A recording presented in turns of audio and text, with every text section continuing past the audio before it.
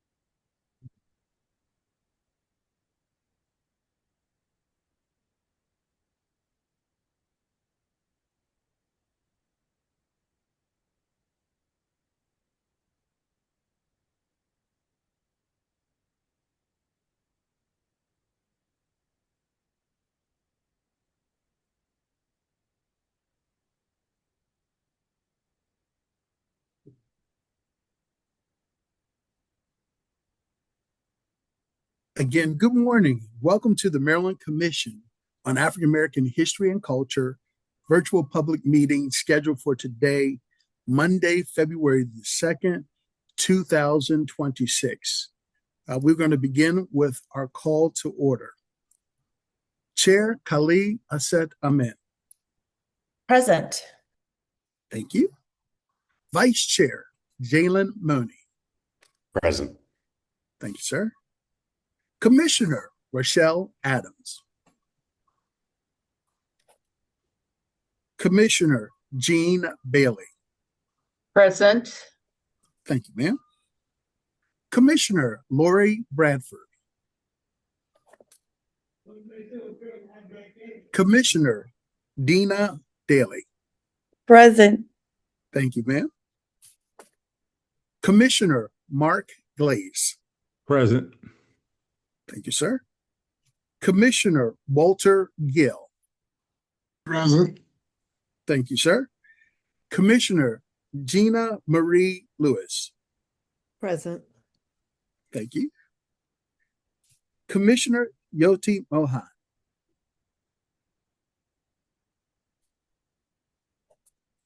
Commissioner Brian Morrison.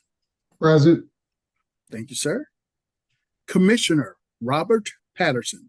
Present. Thank you. Commissioner Ada Pinkston. Present. Thank you, ma'am. Commissioner Bridget Jones Smith. Present. Thank you. Commissioner Hakeem Tajani. Commissioner Michelle Thornton. Commissioner Chrissy Michelle Thornton. Present. Thank you, ma'am. Commissioner Alethea Smith Withers. Excused. Thank you, ma'am. Commissioner Kennedy Wilson. And Commissioner Wesley Wood. Present. Thank you, sir.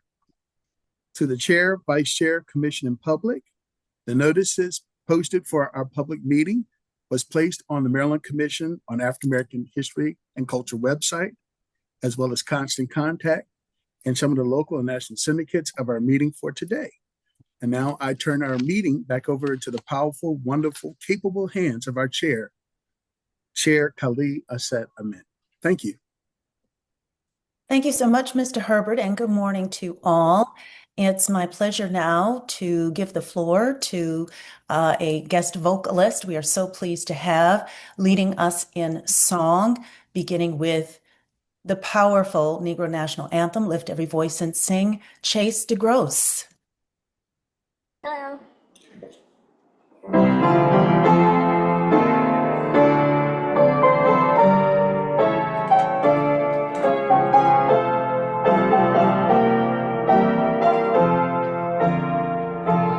Lift every voice and sing to earth and heaven ring, ring with the harmonies of liberty. Let our rejoicing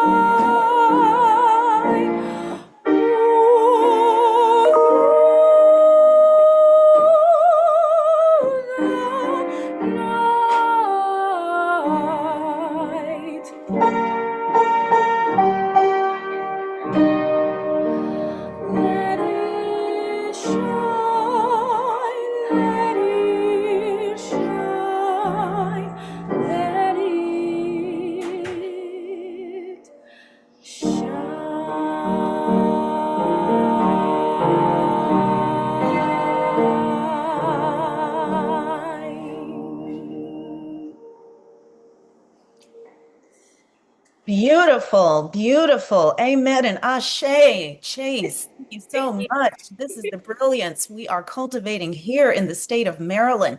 Could we kindly acknowledge your accompanist? Oh, yes, of course. Good morning. How are you, Marcus Smith? Good morning, Mr. Smith. Thank you so much for sharing your talents and presenting this very talented young lady to us. Excellent. Thank you for the opportunity to share. Thank you very much. All right. Good morning, everyone. Once again, thank you for joining us at the first public meeting of 2026. My name is Kali Aset Amen. If you're just joining, I am the chair of the Maryland Commission on African American History and Culture. I do want to make a brief acknowledgement for the record regarding our roll call. Jyoti Mohan is present, though she was inaudible during the roll call, and Commissioner Rochelle Adams has also joined. I also want to kick off our meeting by expressing our sincere gratitude to the Baltimore City and County Planning Committee for shaping today's inspiring program. You already see the tone that has been set. Especially, I want to acknowledge Dr. Walter Gill, our commissioner, for his leadership in bringing this agenda together, and Commissioner Dr. Brian Morrison, who oversaw many of the logistics that made today possible. Particularly in light of our pivot from an in-person meeting to a virtual meeting. I also want to give a shout out to the communications staff of the agency, Jan Lee in particular. So thank you so much, everyone. I also want to extend a special thanks to Commissioner Jean Bailey, who I did not have a chance to acknowledge previously. She coordinated our December public meeting in Montgomery County. And as a brand new commissioner, I just want to say she took on significant responsibility independently and did an absolutely outstanding job with outreach in that county, helping us to build awareness of the commission's work in that part of the state. So kudos and big ups to everyone. And thank you as well to members of the broader community who are joining us today. You should know this virtual format is not our usual approach, but we felt it was important to prioritize accessibility given the inclement weather and safety. And wanted to avoid placing additional burdens on the staff of the Reginald F. Lewis Museum, which was originally scheduled to host us in person. At this point, I want to turn things over to Baltimore Commissioner Wesley Wood as well to offer welcome remarks. Good morning, everyone, and welcome. On behalf of the commissioners representing Baltimore City and Baltimore County, we're really glad you could join us for this public meeting of the Maryland Commission on African American History and Culture. Now, we're happy you're with us virtually, though I'll admit I'm a little disappointed that this cold weather kept us from gathering in the beautiful Reginald F. Lewis Museum. But this is Maryland, and it is February, and after several suspiciously mild winters, I think we all knew a real snowstorm was eventually going to find us. This just happened to be its moment. Still, if there's one thing we know how to do, it's make the most of less than ideal circumstances. That's kind of our superpower. And it is February, Black History Month, which means this is the time of year when we are officially encouraged, no, required, to reflect, celebrate, and tell the full story of how African Americans have endured, survived, and thrived in this country. So today we'll just have to imagine ourselves surrounded by the exhibits and artifacts of the Lewis Museum, wrapped in Black history, culture, and community, and paying homage to those who came before us. I was reminded just last week why the work of this commission matters so much when I read that the city of Philadelphia is suing the federal government over the removal of slavery exhibits from Independence National Historical Park and the Liberty Bell Center.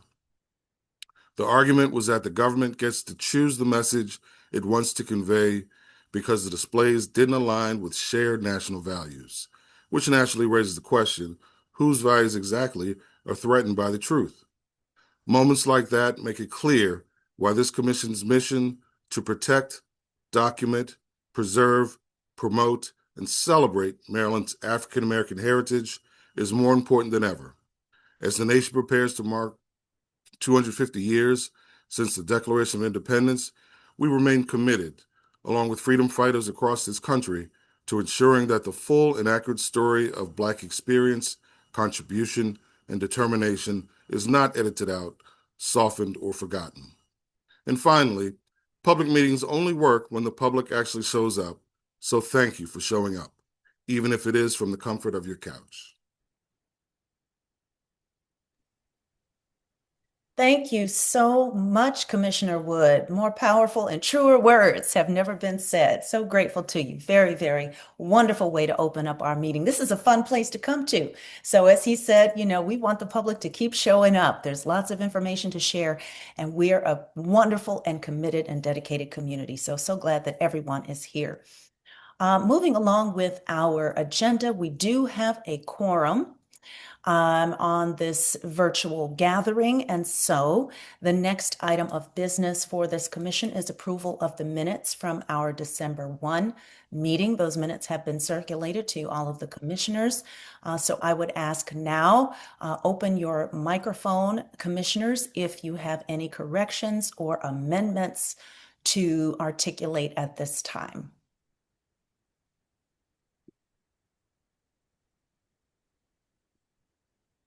All right, hearing none, I will entertain a motion to approve the minutes as distributed. Please open your mic, vocal motion. Chair, So moved. Thank you, Commissioner Morrison, for that initial motion. Is there a second motion? Second. Commissioner Jones-Smith, thank you very, very much. All right. The motion has been moved and seconded, so all in favor, say aye. Again, take your mics off of mute and say aye. Aye. Thank you. Any opposed? Again, hearing none, the minutes are approved. All right, at this time, I will turn the floor over to Commissioner Walter Gill, who will introduce our guest speaker for today. Good morning, good morning, good morning. Once upon a time, Alvin Hathaway was in an 8th grade class and he said a real bad curse word that his teacher overheard. The teacher reprimanded little Alvin and told him that he was going to call his parents and report him unless he wrote a research paper on the etymology of the word. When Alvin heard that word, he probably said, huh? Alvin did not know what to do. So he turned to his good friend and classmate Elijah Cummings for help. Elijah researched and researched and researched. And finally, he went to the teacher and he told the teacher that the root of the word was from Norway. And in Norway, the word is not considered profanity. It's not considered a curse word. So Alvin should not be found guilty. No call to the parents.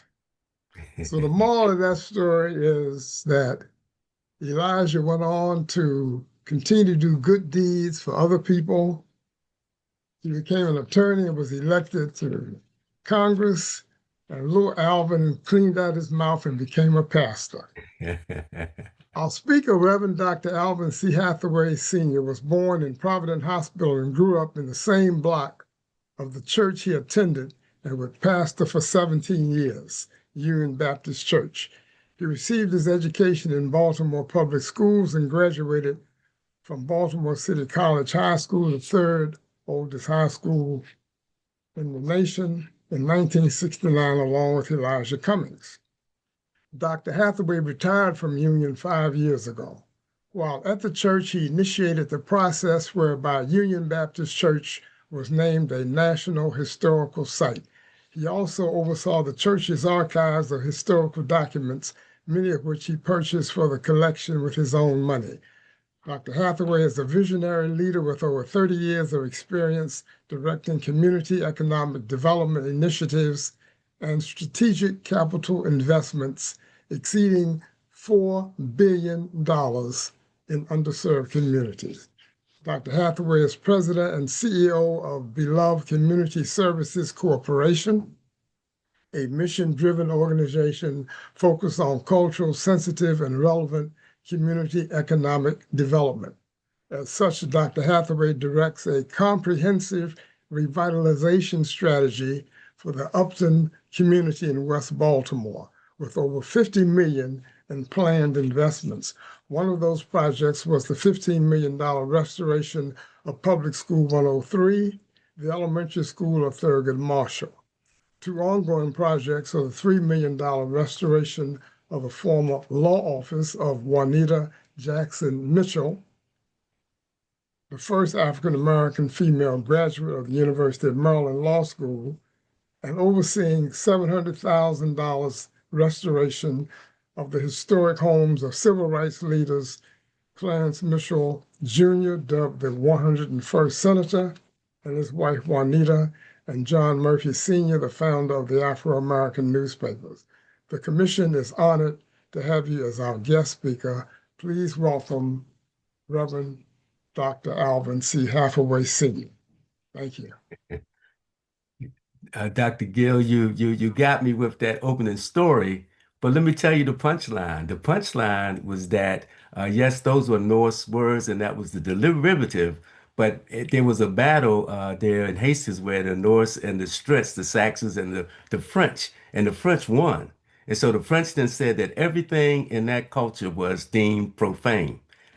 I said back to the teacher, if the Saxons had won that battle, then we all would be using those colorful four-letter words that we know is now considered cursing in our language. Yes, thank you, and City Forever. Dr. Amen, you are dear beloved as a chair and all these commissioners. I know there was just a little video that we ought to show that I would ask that be queued up now and shown, and then I'll begin my talk.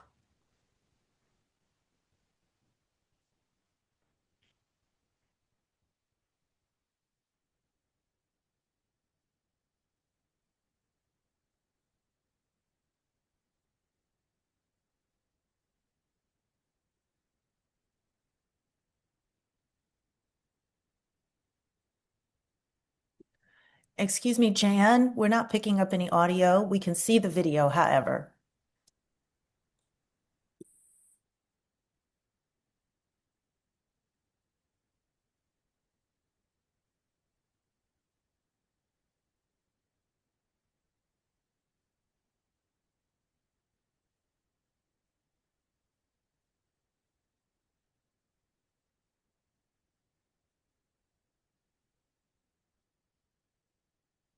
Okay, my apologies. I'm trying to share the audio.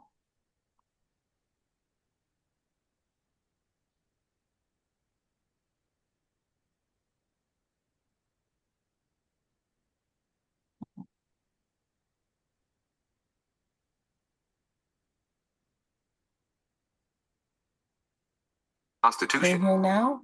The punishment would inspire him to go on and become the leading. Thank you.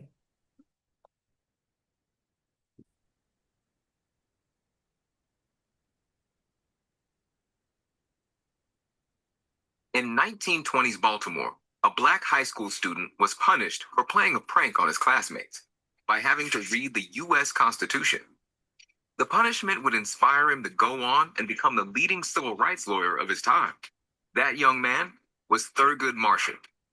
He grew up under Jim Crow, a set of rules, laws, and customs that enforced racial segregation in the United States. After college, Marshall applied to the University of Maryland School of Law, but was denied a place simply because of his race. He attended the historically black Howard University Law School instead and graduated top of his class.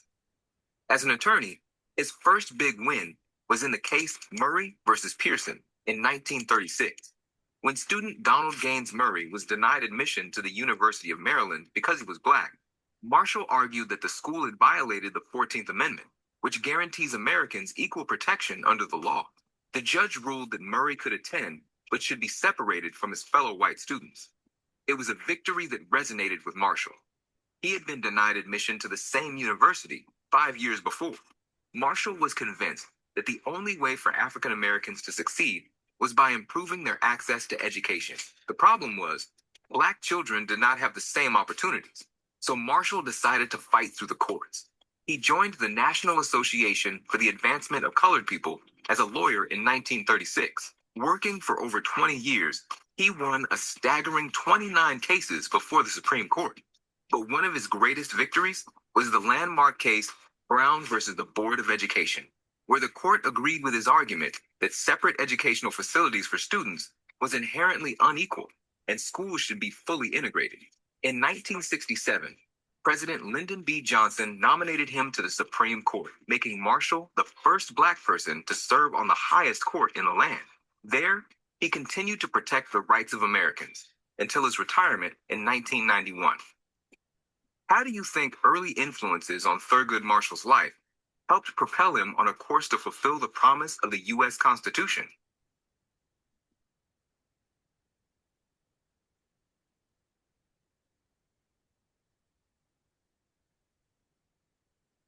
Thank you. Thank you. I come here today just as a critic of that documentary, but also I believe it's important that for those of us that are embedded in African American history, that we ensure that our stories are accurately told. And I'm here to kind of reclaim a narrative. The film Thurgood Marshall from School Suspension to Supreme Court that was produced by MCAAHC. MCAAHC is a respected German educational content provider. They have over 2,300 videos in their catalog. And they offered in this video a compelling narrative about Justice Thurgood Marshall's journey. However, when it comes to Baltimore's own son, we cannot accept even well-intentioned errors. If Baltimore is to claim Thurgood Marshall the way Atlanta claims Dr. Martin Luther King Jr., we must get our facts straight. I would argue Justice Thurgood Marshall should be to Baltimore as the Reverend Dr. Martin Luther King is to Atlanta. Let me address 3 critical inaccuracies in that documentary. First, the elementary school correction. The documentary places Marshall's discipline issues in high school. The truth is more instructive. Young Thurgood's mischief occurred at PS 103 Henry Highland Garnett School, where his classmate was none other than Cab Calloway. Imagine those two together. Principal Lee at that time, William Lee, had a punishment that would change history. He would send Thurgood to the lower level for timeout with a copy of the U.S. Constitution. Marshall later said, and I have a direct quote, "When I graduated from that school, I knew the Constitution by heart." This wasn't high school detention. This was elementary school destiny. Second, his high school excellence. The documentary suggests continued trouble. The record shows the opposite. Thurgood Marshall excelled at Frederick Douglass High School and graduated with honors. From there, he attended Lincoln University alongside future luminaries Langston Hughes and Kwame Nkrumah. Third, University of Maryland myth. The documentary claims Marshall applied to the University of Maryland Law School and was rejected. This misses the point entirely. Maryland law explicitly barred African Americans from graduate education during that time. Marshall knew this. He didn't apply because he couldn't. Instead, he attended Howard University Law School, where Charles Hamilton Houston mentored him for greatness. Here, the story becomes poetic justice because at age 25, fresh from passing the Maryland bar, it is true, Marshall's first case was Murray versus Pearson, where he represented Donald Gaines Murray in his lawsuit to integrate the University of Maryland School of Law. Marshall won, launching his legendary campaign to dismantle educational segregation. But here's the connection that matters the most to us. Donald Gaines Murray lived in the 1300 block of Drew Hill Avenue. He also had attended PS 103, and he worshiped at Sharp Street United Methodist Church. This is our neighborhood, that Upton Marble Hill neighborhood. This is our history. These corrections matter because accuracy honors legacy. Because corrections alone isn't enough, we must build on that legacy. This is where our work begins. In February 2025, our federal delegation introduced the Justice Thurgood Marshall National Historic Site Establishment Act. This legislation would designate PS 103 as a National Historic Site affiliated with the National Park Service, giving Baltimore a third national park site alongside Fort McHenry and the Hampton Plantation. I led and I lead Beloved Community Services Corporation, and our mission is culturally sensitive, culturally relevant, historically accurate community economic development. Our impact corridor spans just 4 blocks: Division Street in West Baltimore, Lafayette Avenue, Madison Avenue, and Dolphin Street. Yet within this footprint lies a $50 million economic development vision and the heart of America's largest African American historic district. We own properties that tell an interconnected story. PS 103 itself, now restored as the Justice Thurgood Marshall Amenity Center after a $16 million renovation. The Sherlock Storage Facility that sits on the corner of Lafayette and Division. It was the first storage facility built in America, self-storage in 1905. The former law office homes that we mentioned of Clarence Mitchell Jr., Juanita Jackson Mitchell, and the Murphy family, and the law office of Juanita Jackson Mitchell, the first African-American woman to graduate from University of Maryland Law School, practice law. That facility will open in May of this year, where we're bringing a legal clinic from the University of Maryland School of Law to provide services to persons who are victims of violence there in that community. We co-own the 1300 block through the 1301 to 1323 Madison Avenue, where at 1301 Madison Avenue, Dr. William Stewart Halstead lived. He was one of the founding Big Four professors of Johns Hopkins Hospital.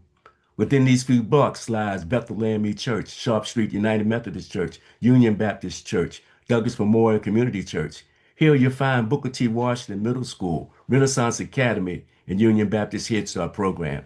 This isn't just historic. This community is alive. The Justice Thurgood Marshall Amenity Center houses the Judge Alexander Williams Center for Education, Justice, and Ethics, the Samuel Thomas's school there of public health of University of Maryland. We have also Dr. Joe Richardson, Travail Lab that studies violence and gun violence, and one of the foremost experts in that area. We have Career Communications Group with his STEM City USA that exposes youth to AI and machine learning. We have BWI Thurgood Marshall Airport with programming in aviation and hospitality careers. We have a 225-person event center that hosts the annual Justice Thurgood Marshall Lecture Series, now entering its 3rd year. Our first speaker was Attorney General Eric Holder. And last year, we welcomed Solicitor General Elizabeth Perloga. At our grand opening, we presented the ambassadors from Tanzania, Ghana, and Rwanda, acknowledging Marshall's international impact. Few knew that Thurgood Marshall drafted Kenya's constitution and its Bill of Rights because of his friendship with President Jomo Kenyatta. We're partnering now with Morgan State School of Architecture to reimagine Division Street itself, following young Thurgood Marshall's path from his grandfather's grocery store at Dolphin and Division Street, unfortunately now demolished, past 103, past the Sherlock Storage Facility, past the former Providence Hospital that was in the 1500 block of Division Street, to Seth's Restaurant that was in the 1600 block, to his family home where he lived with Uncle Fearless at 1634, and all the way to St. Catherine's Episcopal Church, which is in the 2000 block of Division Street. That's where he was confirmed. Division Street was a major artery in early Upton, and it can be again.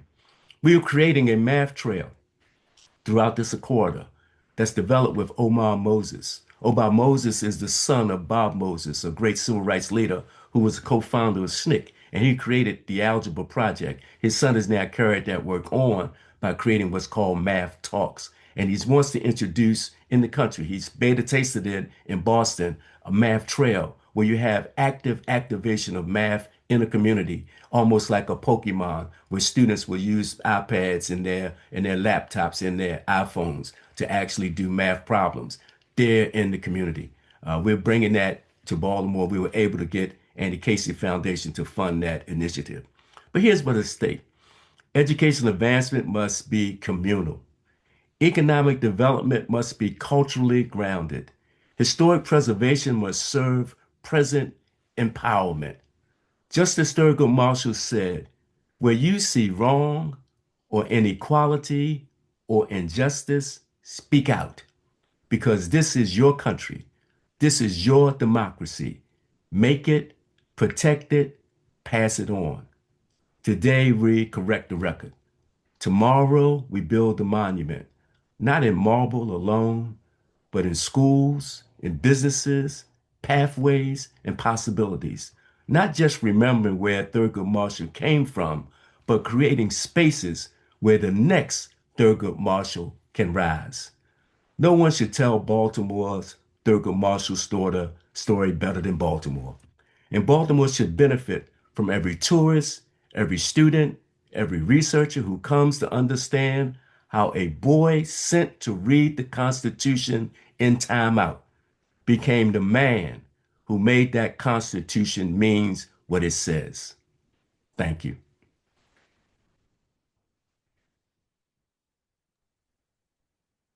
That was so excellent, Reverend Hathaway. I hope you can see all of the manual applause. You can't hear it, but it is there for you. And I know you have to skip off to another engagement. Wish you could stay for some questions with us, but it is always a blessing to be in your presence and to be edified I by. will say I have 5 minutes if you want to use it. Yes, yes, absolutely. I think we have a webinar format which only allows our panelists to engage, but I do see a couple of hands. Chanel Johnson, why don't you jump Yes, in with a question? Dr. Hathaway, if you're going to be in Annapolis, you're more than welcome to stop by our museum. We'll be here until 3. We're actually closed to open our new exhibit, but you get a sneak peek I will take a sneak of our peek. new Yeah, I got to be down at exhibitions. 1, but I'll stop in after my talk and come and see you. Yeah, stop by. Yep. All right, I think we have a couple of moments if anyone else has a comment. And of course, you can put a question in the chat as well. Commissioner Morrison, I see you have your hand up. Yes, thank you. Thank you, Dr. Hathaway, for that very, very inspiring presentation. We took a group of children for our summer program. I run a program in the summertime that focuses on math, actually. It infuses math and history.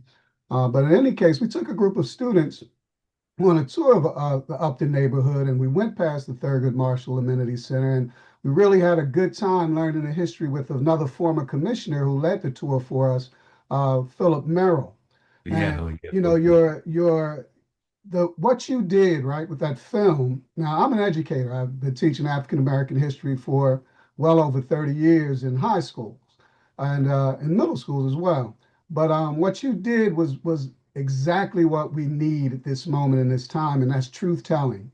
And the claiming our story for ourselves is very, very important. And we being the writers of our stories and the ones who are interpreting our past and telling the truth and being able to know that history is so critical and so important, and our kids have to know it. That's one of the reasons we took the kids on that tour of the neighborhood. It's because they live in a neighborhood and they don't even know the greatness that's all around them. That's why this work is so very, very important. I'm very glad for your presentation, and I'm going to be using that film, and I'm going to be correcting some of those inaccuracies myself and building up on them. So I'm really appreciative, and thank you very much for your time and your commitment and all the work that you're doing in the Upton community for Baltimore City and for the state and really for the country. Thank you very much. Thank you. Thank you, my brother. Thank you, Reverend Hathaway. I think that's all of the comment that we have and the question. Once again, thank you so much. I think Commissioner Morrison spoke the words that we all wanted to say. Just thank you for the work that you're doing in the community, in addition to the information you shared today. Thank you. Well, but Dr. Mann, I will commend to all those listening that you've been a part of the journey. And so I do appreciate your support throughout what we've done. Thank you. Thank you. I love Take you care, so everybody. much. Bye-bye. All right, take care. All right, wonderful, wonderful. We are moving and grooving.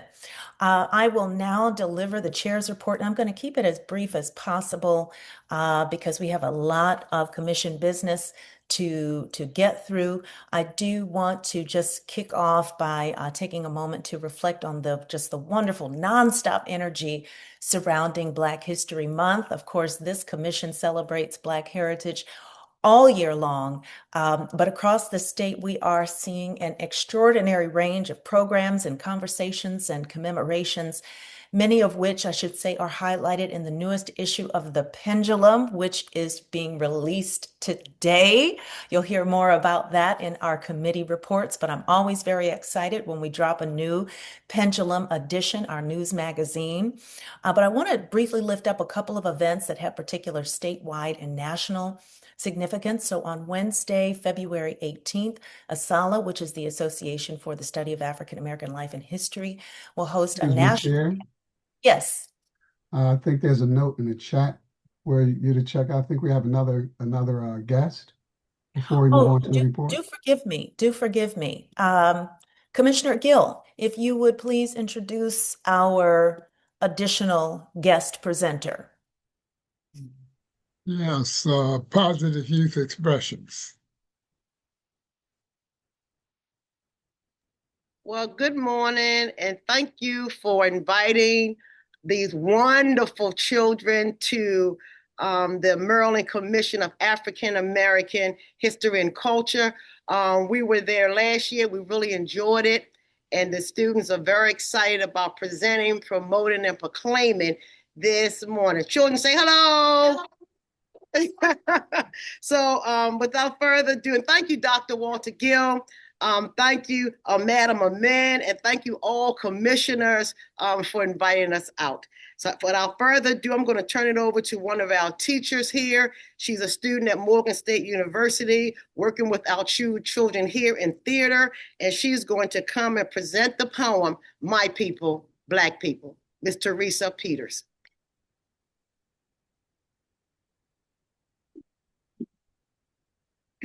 Good morning.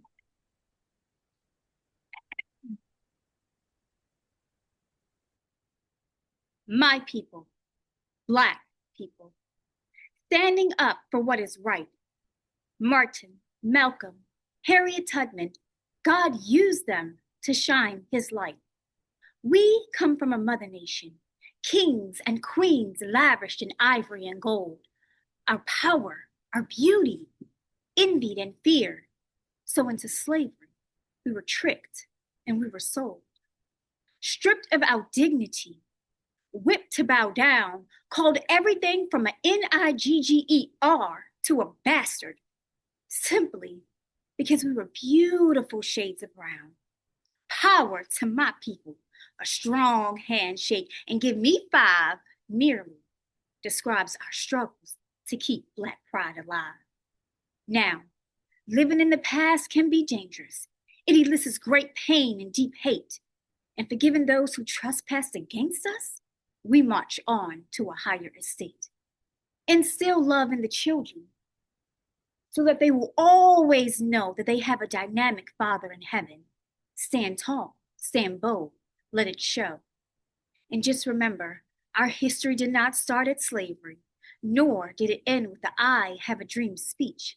But it started in a Garden of Eden, and it will continue as we teach, preach, and reach.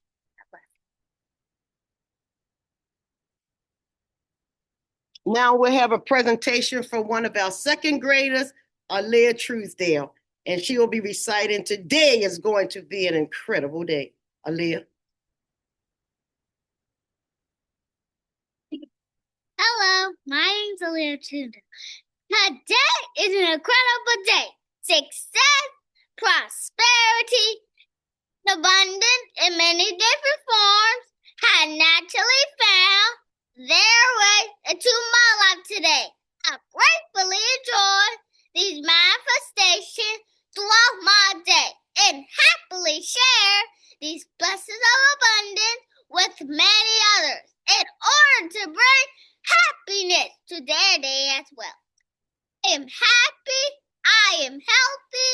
I am wealthy. I am secure. I am worthy. Positive. I am blessed. I am grateful.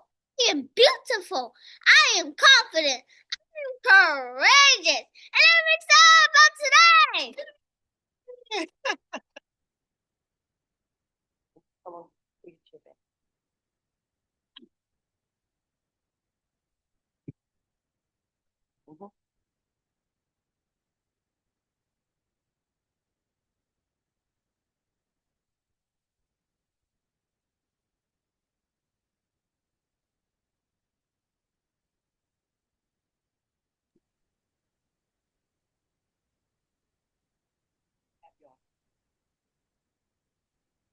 I am a poem. I am a powerful poem, unmovable and free. I stretch my hands, my legs, my mind.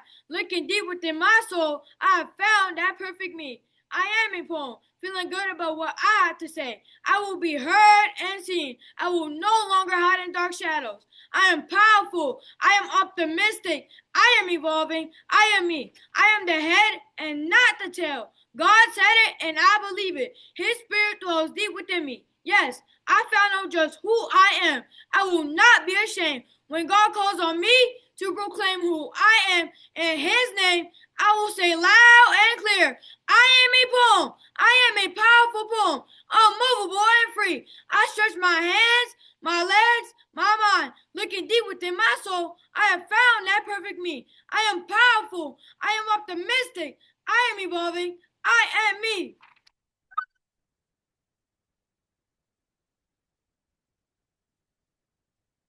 Hi, I'm Braylon Hamlet. I am the dream. D, determination. I am firm about doing my best. R, respectful. I am always polite to others. E, excellent. I am extremely good and outstanding.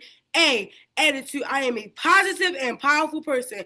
M, miraculous. I am amazing, remarkable, incredible. I am determined to be respectful in the most excellent way, with the greatest attitude, because I am a miraculous, pretty brown girl in God's great big world.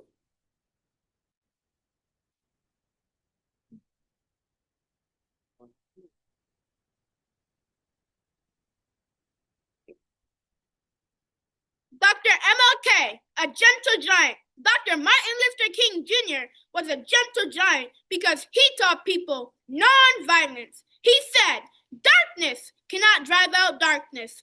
Only light can do that. Hate cannot drive out hate. Only love can do that. Dr. King preached God's word about brotherly love. Romans 12 verse 10 says, be devoted to one another. Love in love. Honor one another above yourself. Dr. King said, we must learn to live together as brothers or perish together as fools.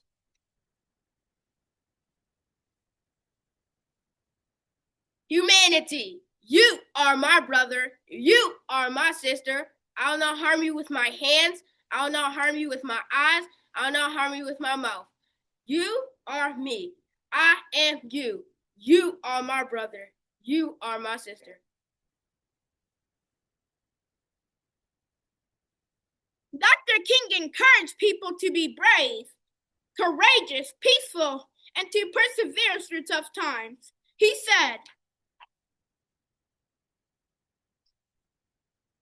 if you can fly, then run. If you can run, then walk.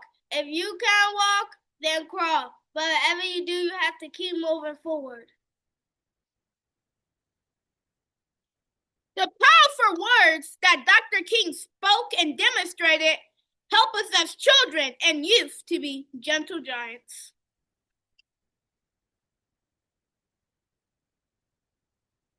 I am a gentle giant. My power dwells within. I am a gentle giant. I speak words that help me win. I'm amazing, magnificent, lovable, and a great friend. I'm beautiful, remarkable, funny, and I love to grin. I am a gentle giant. My power dwells within. I am a gentle giant. I speak words that help me win.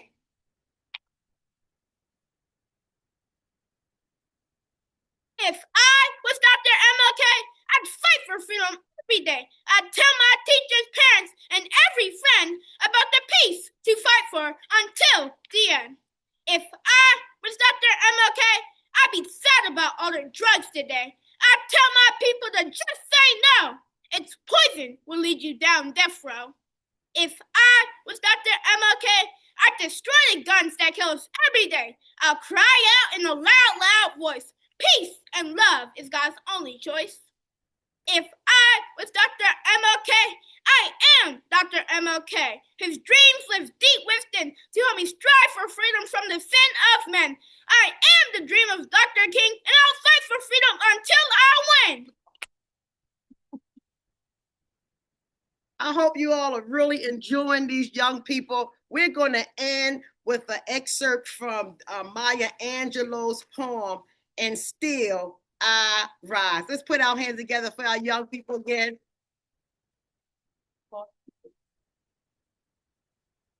You may write me down in history with your bitter, twisted lies. You may trod me in the very dirt, but still like dust I'll rise. I am the dream and the way. Thank you so much. Thank you so much for inviting us. We really do appreciate it. God bless you. Amazing. Can everybody who is able come off of mute? I think we need to give a proper round of applause to these young people. Please come off mute. They need to hear us.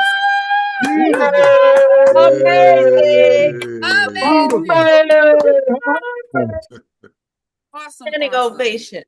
Positive youth expression, simply amazing. And Dr. Folks, we appreciate the work that you are doing with these young people. How remarkable and magnificent. We needed this today. And I want to know, where can we get this dream t-shirt? We all need that t-shirt. I got it off of Amazon. Put them off of Amazon. Okay, well, next time we're going to hire a Black graphic production company to put those shirts together. Love it. Love it. Thank you again. Thank you so much. Thank you very much. Thank you. That was spectacular. These meetings are so much fun, I tell you. Okay, back now to the very, very brief chair's report, where again, I wanted to highlight a couple of events. We will be involved in a national panel on February 18th, hosted by Asala, on the state of African American historical and cultural preservation. And this is really bringing together leaders from across the country to talk honestly about the pressures facing our historic sites and our archives and our cultural institutions and the collective strategies needed to defend them. I'll be participating in that conversation alongside Commissioner Brian Morrison, our colleagues from South Carolina and New York state commissions. And I just want to impress upon you, it really reflects the growing role this commission is playing in shaping some of these larger conversations beyond Maryland. Then the very next day, on Thursday, February 19th, we move from national dialogue to real state level action with the 2026 Black Liberation Lobby Day in Annapolis. Again, I want to highlight that Commissioner Brian Morrison will be a panelist for the kickoff discussion at the Banneker-Douglass-Tubman Museum. I'm very, very excited about this because this day centers direct relationship building with elected officials around the future of Black history, resources, and cultural equity in Maryland. So I lift these up because, and there's so many things happening during Black History Month, but these two events reflect the Commission's broader strategic priorities, advancing African American history as both a cultural responsibility and a public policy concern. We're also invested in strengthening partnerships across state lines and ensuring that preservation, interpretation, and advocacy move in alignment rather than in isolation. So this is some of the broader work that we're doing. Now, regarding commission governance, which is very important, this is a note for all of my commissioners, I just want to strenuously flag an important reminder regarding state ethics compliance. All commissioners are required to file their 2025 financial disclosure statement, which is due later this spring, but you are able to file the statement now, and I strongly encourage you not to wait until the deadline, because this kind of compliance is important. It helps protect you individually, but importantly, the integrity of the commission as a whole. And this is part of what our stewardship needs to look like. So that concludes my chair's report, and we're going to move into some equally exciting dimensions of our meeting with our committee reports. And I'm going to invite the chairs of our standing committees to speak, and we will begin with Executive Director Chanel Johnson to deliver the director's report. Thank you, Chairman.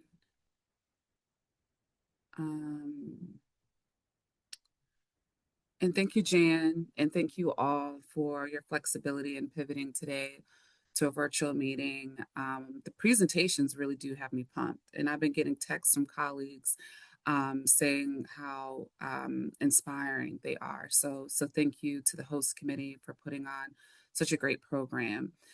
So I just want to say good afternoon, everyone, and Happy New Year.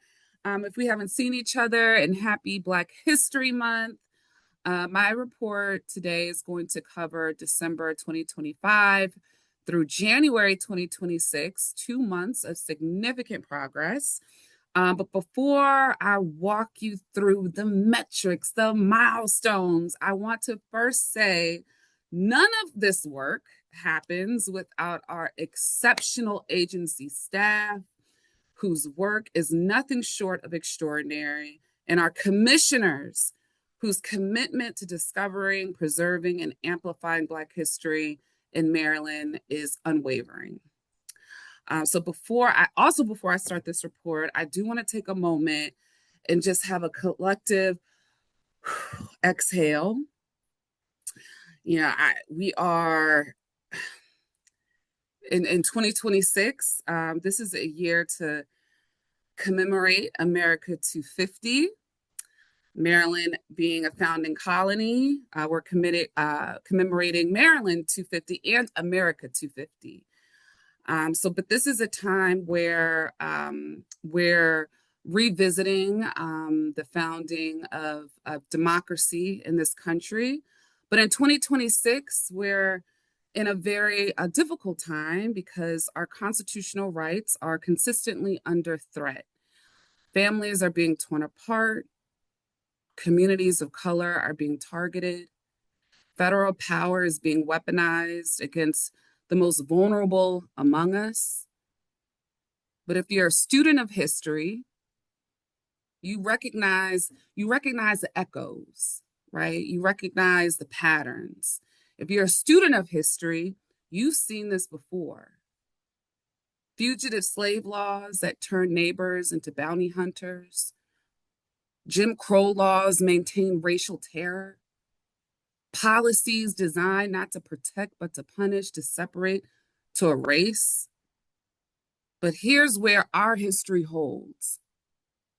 The resistance, the abolitionists, the organizers, the protesters, the everyday people who looked at unjust systems and decided to dismantle them brick by brick.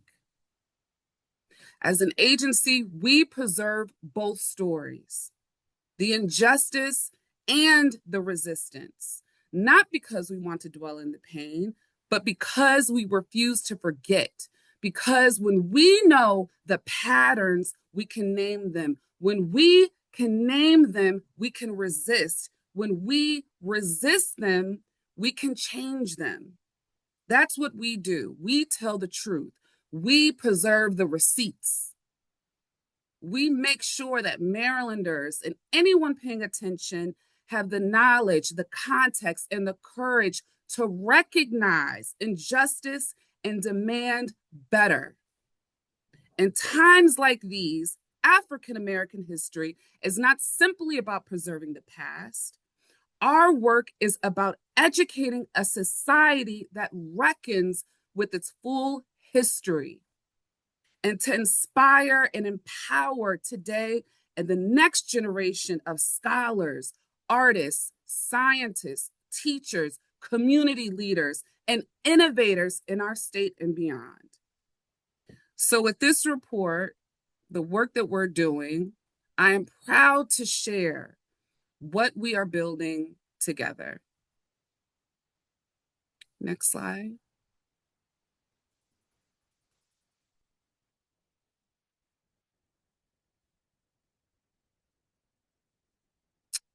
So first, I want to talk about our major wins. With legislative successes, the state of Maryland has included in the FY27 budget, through the support of the Office of Shanika Henson and the Governor's Office of Wes Moore, $1 million to completely modernize our permanent exhibition on our state's Black history and culture. I want you to think about interactive technology, immersive storytelling, Banneker's brilliance and Douglass's resistance, Tubman's courage and Black women's history. In this new re-envisioning of our exhibition, our African roots will be woven throughout, and Maryland's resistance movements will be traced from civil rights to this moment. Secondly, $250,000 in non-capital funding for the African American Heritage Preservation Program is included in the FY27 budget that will flow directly to heritage sites across Maryland to advance their education work around African American preservation. The African American Heritage Preservation non-capital grant is about making sure the infrastructure of Black history in this state doesn't just survive, but thrive. On an organizational front, we're finalizing a critical leadership transition.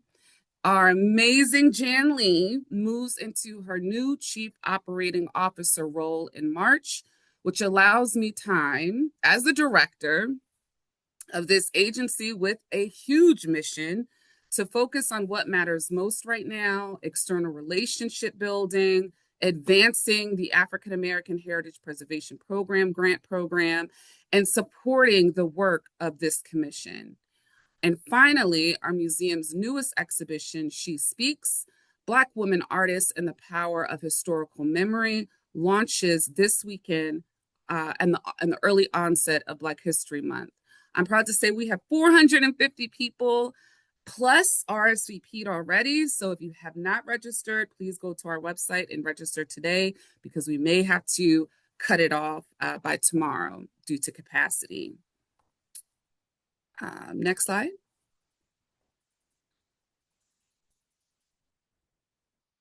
So I'm not going to read you our 7 priorities, but I do want to just make sure we're grounded in our strategic plan with every director's report.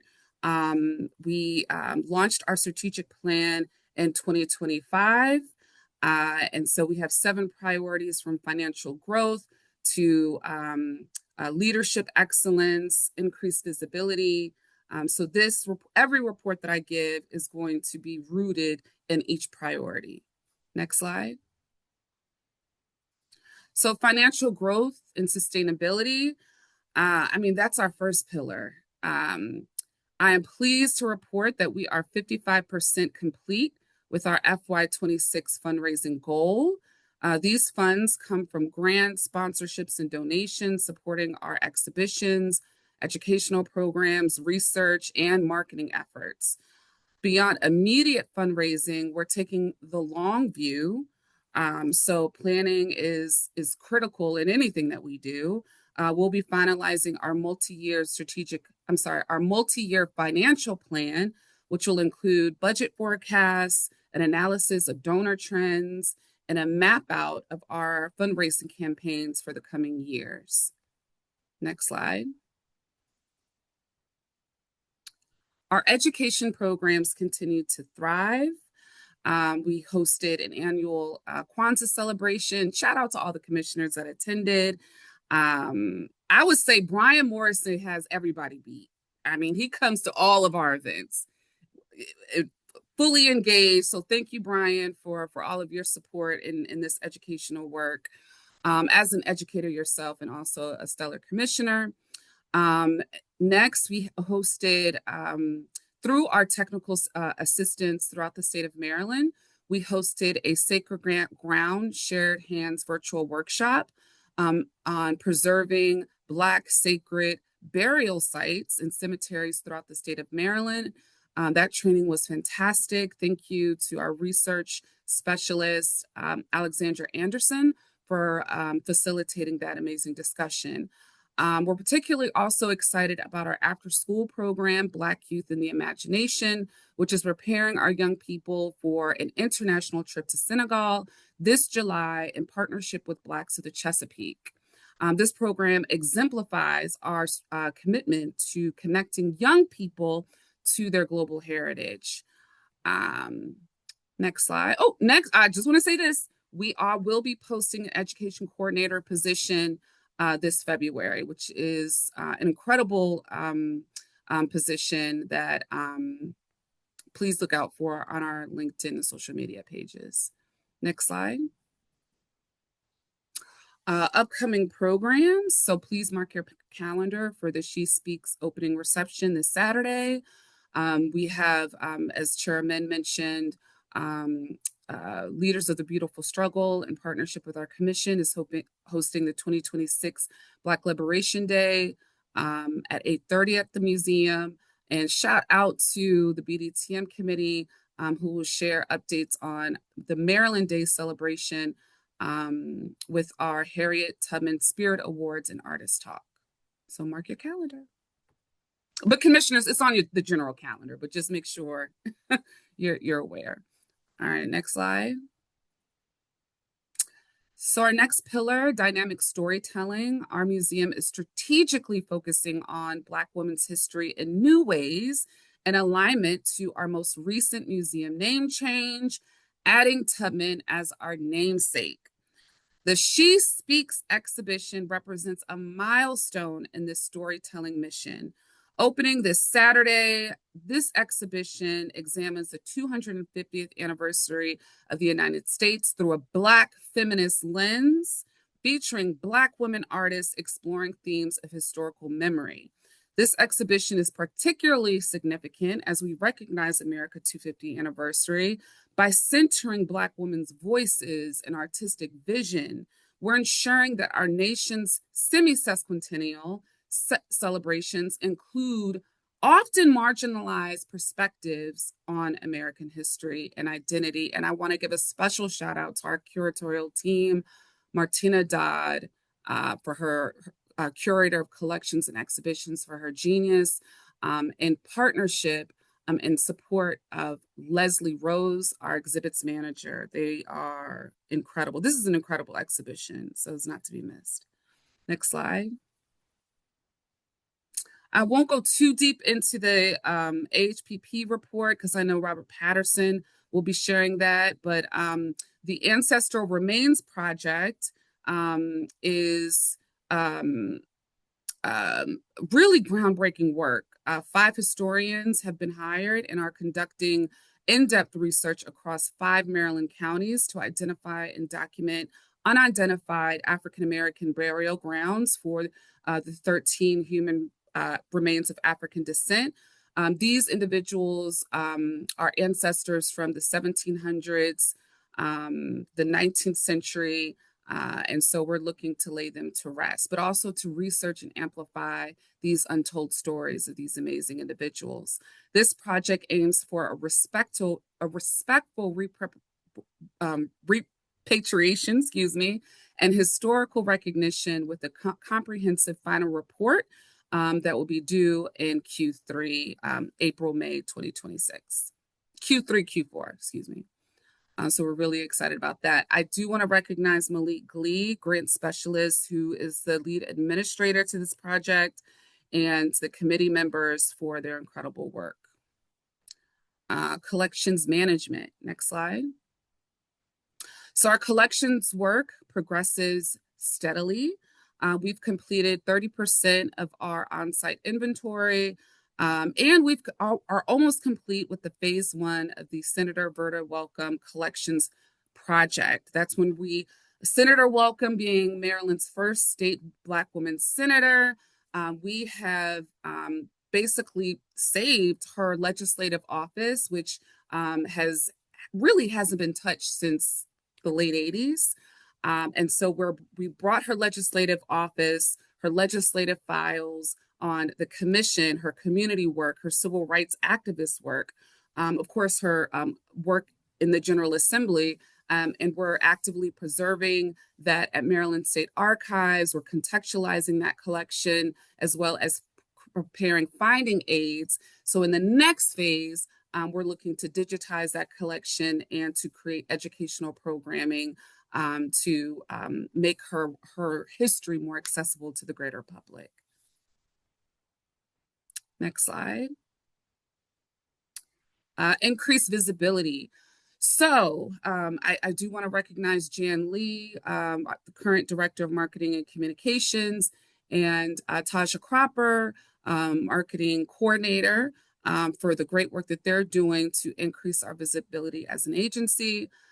During this reporting period in December and January, we achieved 120,000 in total visitor engagement with 647 on-site museum visitors.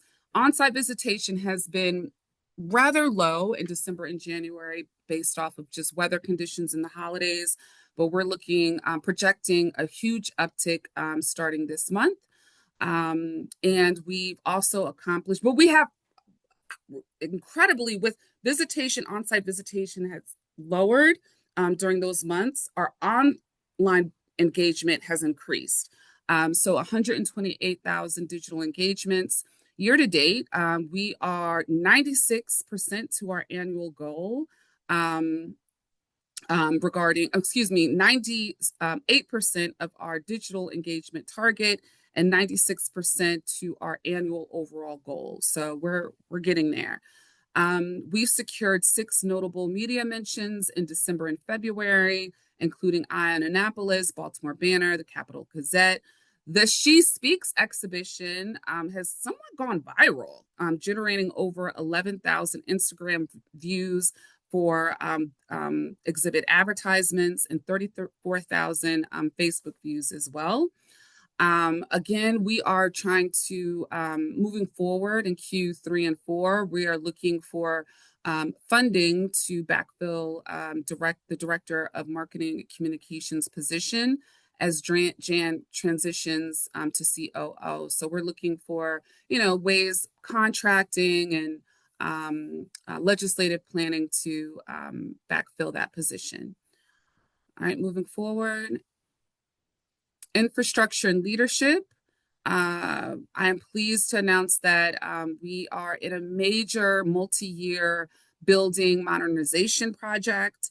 And in the last couple of months, the HVAC replacement is on schedule for completion. We can't have a building without HVAC, y'all. You guys know this. So this will be done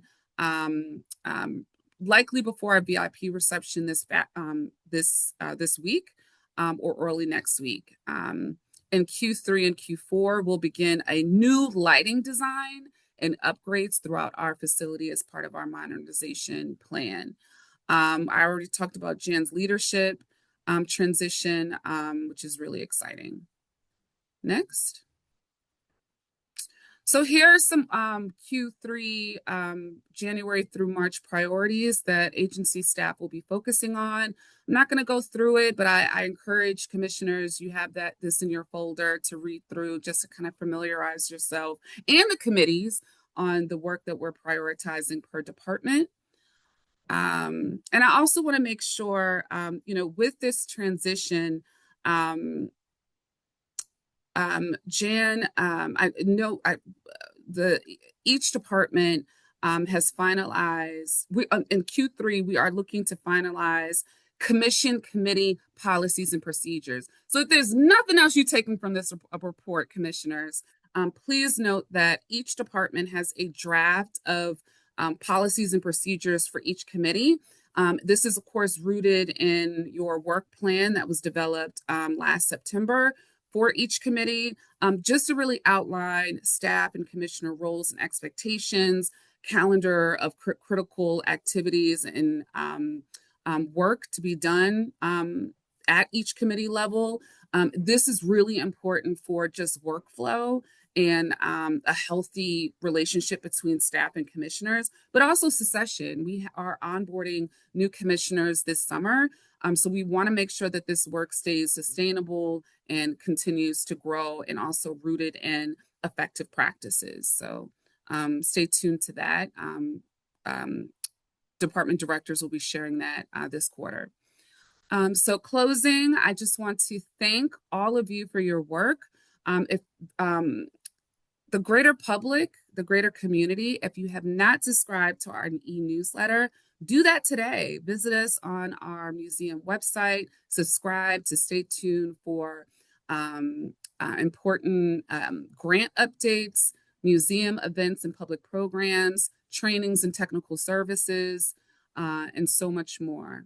Make sure you follow us on social media. Thank you. Thank you for that comprehensive presentation, Director Johnson.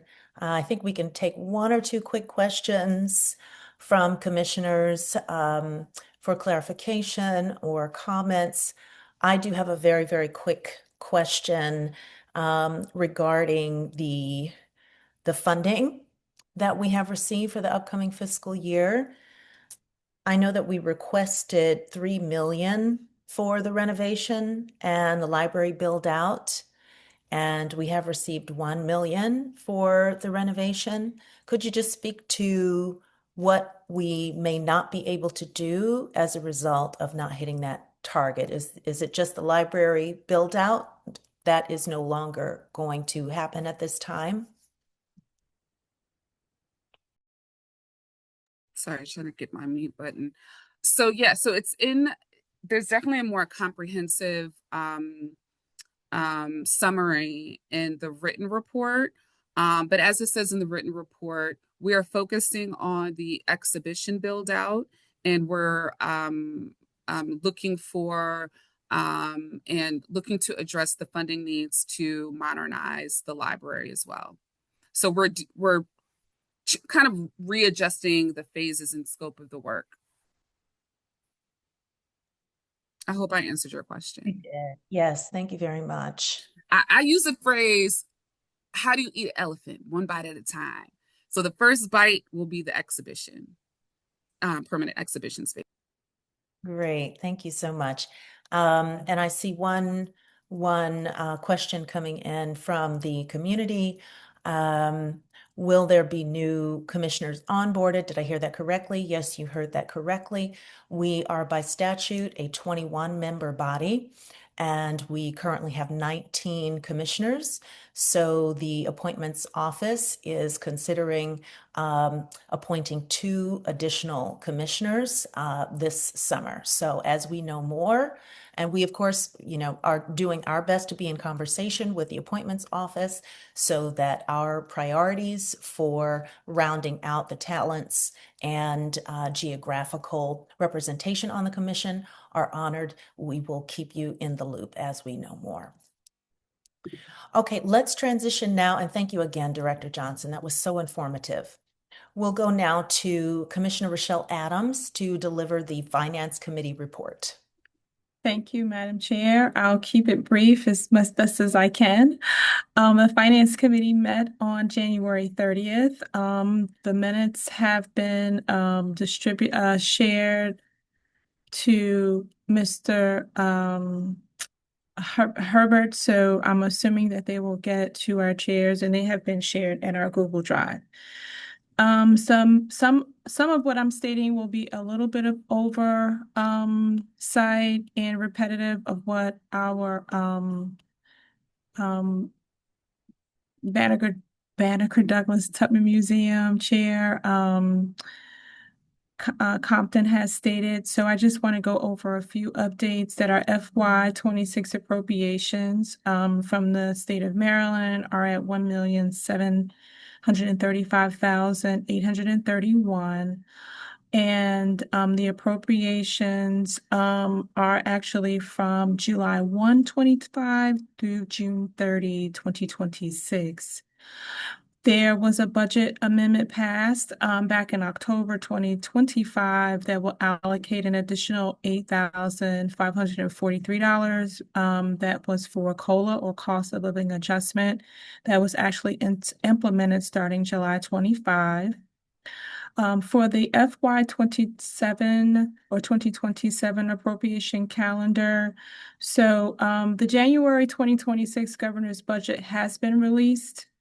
From January through April of this year, which we already know that our state leadership is in legislative session, and the budget hearings will also be held.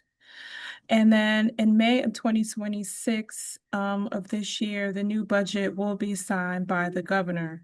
So there will be some interactive work that happens related to allocation of funds or any amendments and adjustments to budget before the end of legislative session. As far as staffing to overstate, again, there is a vacancy for education coordinator position. That is a backfill. So that is a funded position, pardon me, that is in the process of being backfilled. Related to facilities and utilities, the projected spending for the fiscal year is much higher than planned. This actually alludes to and is very directly related to the cost of utilities, which we know is rising in the state, but also something that our leadership has already been aware of, and which may result in an overage of about $60,000 for the calendar or for the grant year. So there's been an analysis of where we are with the fiscal year kilowatt usage that is similar to the FY year of 2025, and it's just the cost of utilities. Our CFO is working with the Department of Budget Management to remediate the increase. So basically, all state agencies are pretty much at the same table or coming to the table to express support for the overages and what many may not estimated in overage for facility and utility costs. But we expect that we'll have remedies to help us support the increase or the spike in utility coverage. Some other topics or some things that are coming soon, which have already been restated, is the Finance Committee constantly working with BDTM's foundation and being present in those meetings, specifically on the board, that our executive director is working with the foundation to develop the FY 27 budget that we will see come soon, which is that multi-year budget. And that the foundation and executive team is working together again to develop that 5-year financial plan. I have no recommendations to the commission for any action items, and that concludes my report. Thank you so much, Commissioner Adams. Any questions from the commission?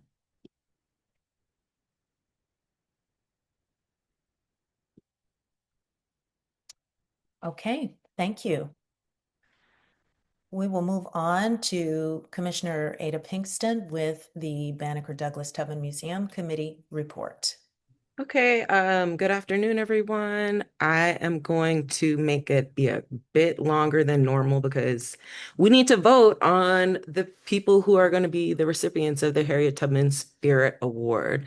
Now, the Banneker-Douglass-Tubman Museum Program Committee is basically a committee that supports the work that the museum does.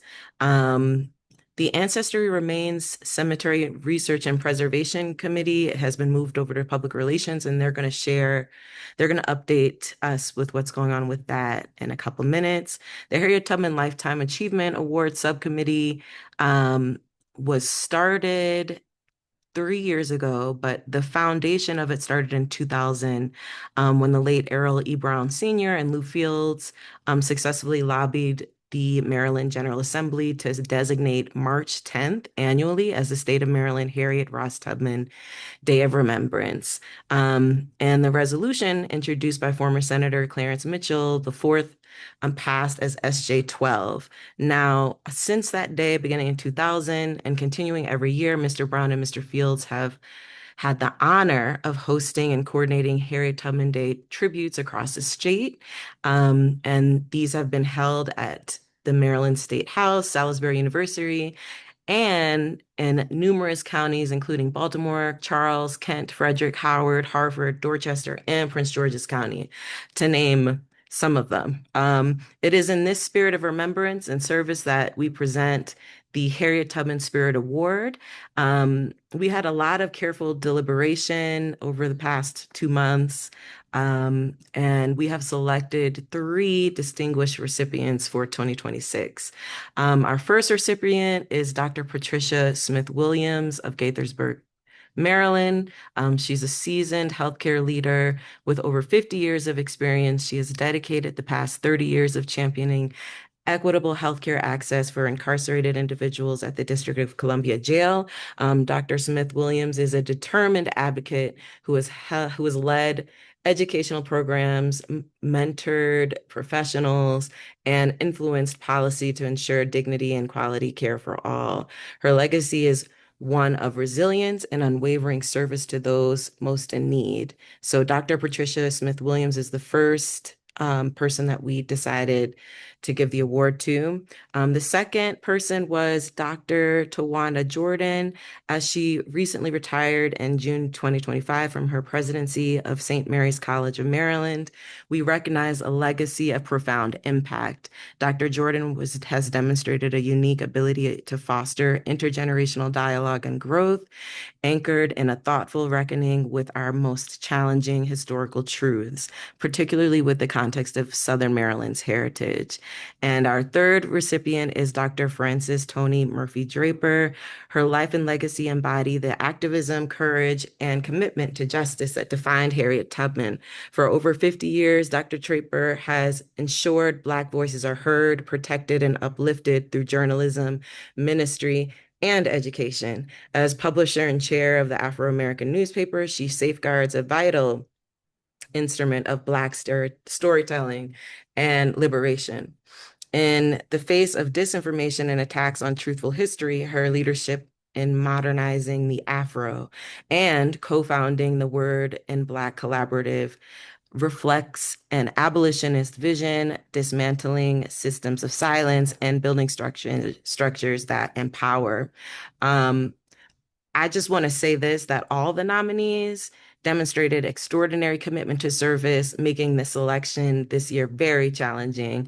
And I would like to formally present these 3 candidates for your vote as the 2026 Harriet Tubman Spirit awardee honorees. So I'd like to, how do we do this? Do I motion to vote? The motion. Okay.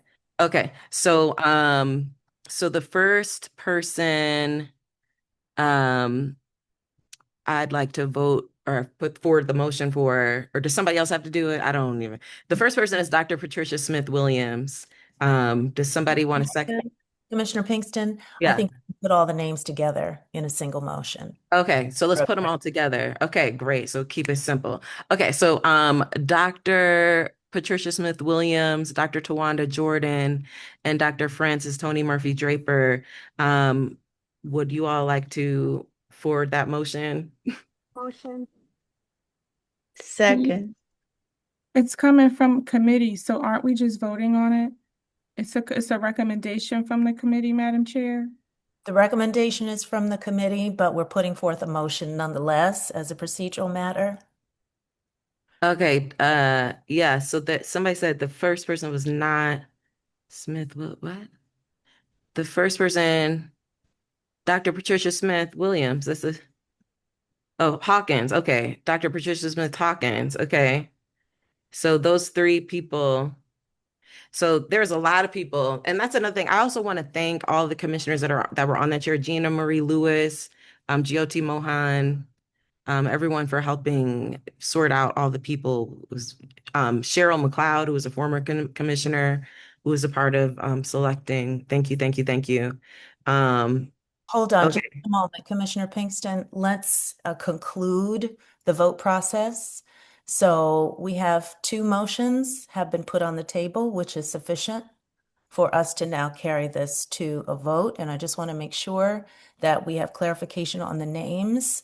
Since Cheryl McLeod has offered a clarification, would you mind please just repeating the 3 official names again before we? Okay, so we have Dr. Francis Tony Murphy Draper, Dr. Tawanda Jordan, and Dr. Patricia Hawkins. Okay, thank you. And so a motion has been put forward and seconded to approve these 3 nominees. Now we take a vote. All in favor, say aye. Aye. Aye. Aye. All right, any Aye. opposed?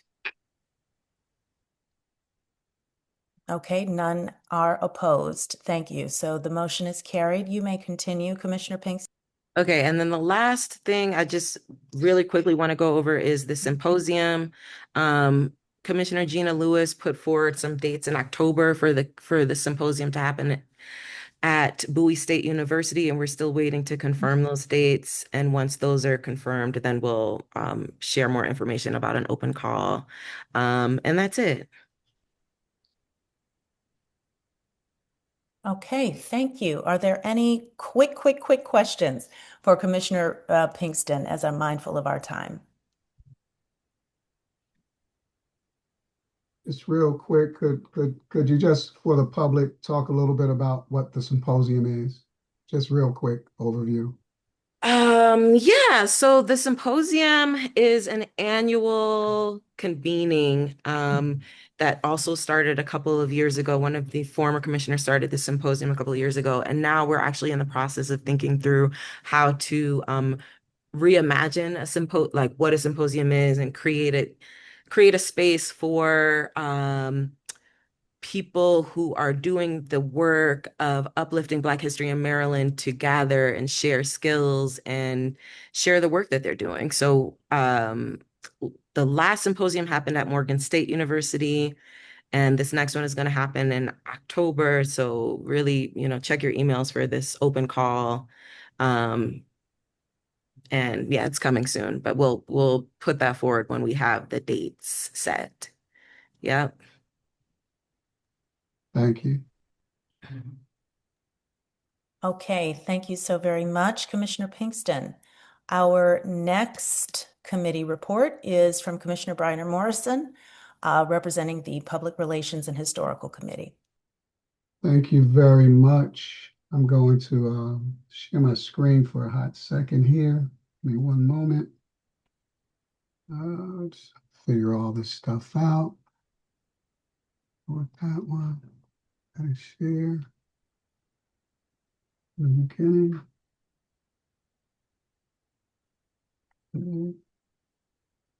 There we go. How's my screen looking? Screen share working? Perfect. All right, great. So the Public Relations and Historical Committee has been very busy over the last couple of months. Our report will center around our three main points of work. The Pendulum, which is the voice of the commission, our quarterly newsletter. We're giving some updates on that, where we are. As you can see, the pendulum has swung. There's a QR code here for folks to be able to go ahead and get access to it now. I'm going to say a couple of things about what's in that current issue. And then we'll move on to our second pillar, which is how we provide public support through statements, public statements, as well as letters of support, and supporting the other state agencies with research and other information to help them do their jobs.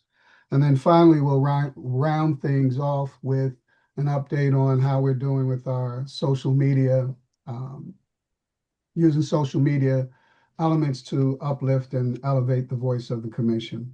So I'll start off with the pendulum. So as I said, the winter issue of 2026, the first issue of this year, has been published, and we are keeping in with the theme of 250, where our focus is on 250 years of Maryland's African American history and culture.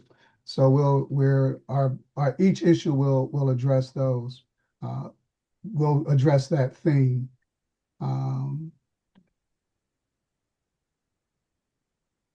So let me just click on that real quick. So very quickly, I guess you guys can you still see my screen? You see the pendulum that's up? Yes. Yeah. All right, so we have our public statement, and I just want to go over to highlight, this is a very interesting article here on Carter G. Woodson and his work in Baltimore around Negro History Week, which became Black History Month, in keeping with the national theme as well. And we're starting out in our early national period, and each issue will bring us all the way up to date. We're moving in chronological order. These two articles were written by Commissioner Gill, and thank you very much, Commissioner Gill, for those articles. And then this article right here was written by the archivist and the intern that are working on the Verta Freeman Welcome papers. And this is a very interesting read for anyone who wants to understand how records are kept and the process that you go through, as well as understanding the dynamic work that Senator Welcome did throughout her career as a senator. And so we go through our commissioner spotlights. In this issue, we highlight our two leaders. I'm scrolling through pretty quickly. You guys can get on there. Here's someone who had a question about joining the commission. There's a link here on how you can apply to the commission. And then we have updates from the various committees in the commission. So this is a way that people can get access to what work is going on in between public meetings. Each of our committees has their own update. And this particular segment of the pendulum, the AAHPP spotlights one of our grant recipients in each issue. And this issue's spotlight is on Malone's Church. It's a very good read. And then we have spotlights on what's happening in the Maryland State Museum of African American History and Culture, the Banneker-Douglass-Tubman Museum, which we support that work, and they always share with us information about what's going on within the museum, so you can find out what's happening. And then here's a very important section for the community. We want to highlight things that are going on throughout the community, so we ask folks to sign up and to send us events and about what's going on in your community, so we can highlight those things. And I want to focus on one in particular highlight here. As a part of the Association for the Study of African American Life and History's last conference, representatives from the Maryland Commission on African American History and Culture did a presentation with representatives from South Carolina and New York. Our North Carolina representative couldn't make it, and during that talk, the talk was about the work that we do to preserve and to promote African American history and culture within our states.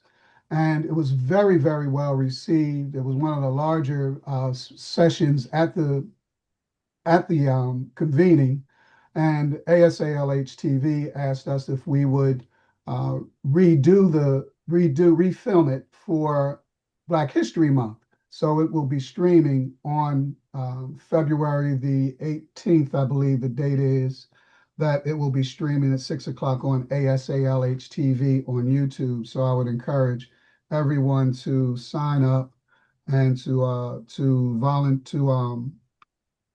subscribe to ASALH TV so that you can see that very inspiring talk. And one of the key things that came out of that presentation was that we are putting together a working group to assist other states, since we were the first commission of its type in the country, we're leading the way in helping other states to set up commissions on their own and to improve the work of the commissions that are already in existence. So this was really dropping some seeds and planting some seeds of the work to come. So look out for that that coming as well. Going back to our work on the pendulum, let me get back to the presentation. All right, so just to share some more things that are going on with the pendulum, we are continuing our work to find a way to make this more sustainable in alignment with the strategic plan and to assist in keeping standard operating procedures. We're seeking funding through the Maryland Heritage Areas Program grant to help with the layout, production, and printing costs, as well for the to have print copies of the report, print copies of the pendulum available to the public and to be put into different libraries and repositories around the state so that the reach can be even farther and more accessible to the public and researchers, because some of the articles that we put into the pendulum, it's really not a newsletter. It's more of a newsine. It's more like a magazine as well as a newsletter, where the articles are really good historical information that historians can use, that teachers can use, that the public can use. It's really a very valuable resource that needs to be in repositories. Commissioner Gill, would you like to speak about the printing of this particular current issue and when those printings will be available? Yes, thank you. The plan was to print 125 copies of the winter edition of the Pendulum, 24 pages. That has not been completed. Some adjustments have to be made. Those adjustments will be made this week, and hopefully the copies will be printed Thursday or Friday. The 125 in terms of distribution, 23 will go to the Interpret Free Library. That's 2 to the African American Department at the Central Branch and 21 to each of the branches. Vice Chair Mooney will receive 8 for the libraries in his area. The commissioners will get 1. And if you want a hard copy before our next meeting, send me your address and I will put it in the mail for you. Ms. Johnson and her staff will receive 1. There'll be 25 set aside for the first 25 registrants for our next public meeting, and the remaining will be distributed. Thank you very much for that update. Thank you. So we ask everyone to follow this link. The museum will also will be sharing out the link to the pendulum as well, so you have access to it from a variety of access points. Moving on to the next point on our report has to do with public support and statements, how we support the public with that's doing this work. As always, in the pendulum, we have our call to action that's distributed at every meeting. We have a project and partnership in supporting the administration, the executive branch, Maryland Department of Transportation. We've been working with them for the last couple of years on updating outdated roadside markers. We reported out in the last meeting that we had identified the 4 markers for the next round, and at this point, we've identified our commissioners who will actually be doing the work on those markers. Vice Chair Money is going to be doing the work with the communities for the University of Maryland at Eastern Shore and Prince Anne County, and the Green Hall Town and Point markers in Wacomico County. Commissioner Smith Withers has agreed to update the Bowie State University marker with Prince George's County, and I'll be working on the Freetown marker in Anne Arundel County. Dr. Shablitz, I keep getting her name, Dr. Shablitsky with the Maryland Department of Transportation, who's our contact on this project, had suggested that we also update the Gorsuch Tavern marker in Baltimore County.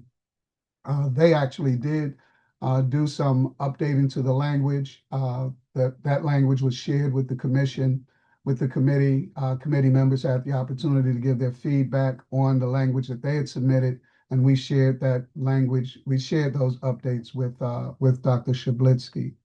Although we did not give feedback on the marker that is going up at Cheltenham very soon, it's supposed to go up before the beginning of the session. I believe it will be going up very soon. We did have an opportunity to provide some feedback for the remarks that will be given at the ceremony for the revealing of that marker, paying homage to the African American boys who were interned at the grave sites there that were found, who were victims of abuse and other kinds of hardships at Cheltenham. We're still looking for someone to spearhead that work to develop the guidelines for the marker review. So that's an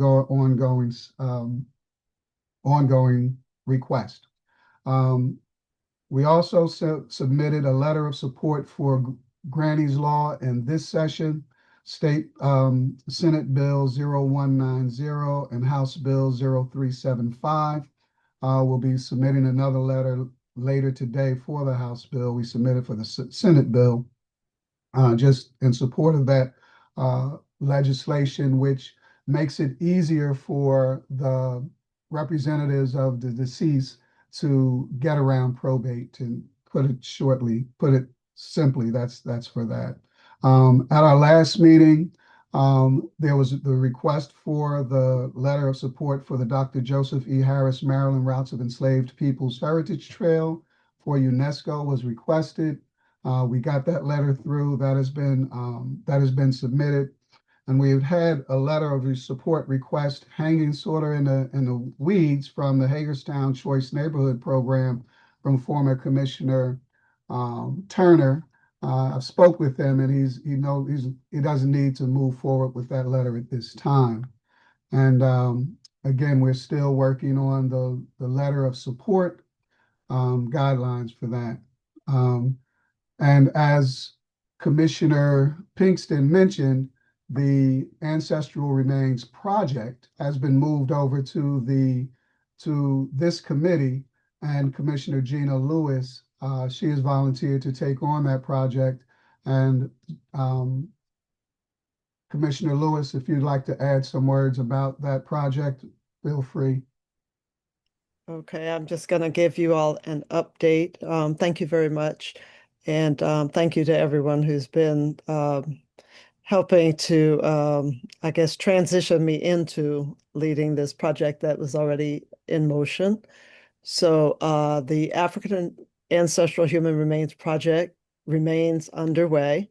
Since November, our 5 contracted historians have been working across Anne Arundel, Queen Anne's, Calvert, Charles, and Wicomico counties.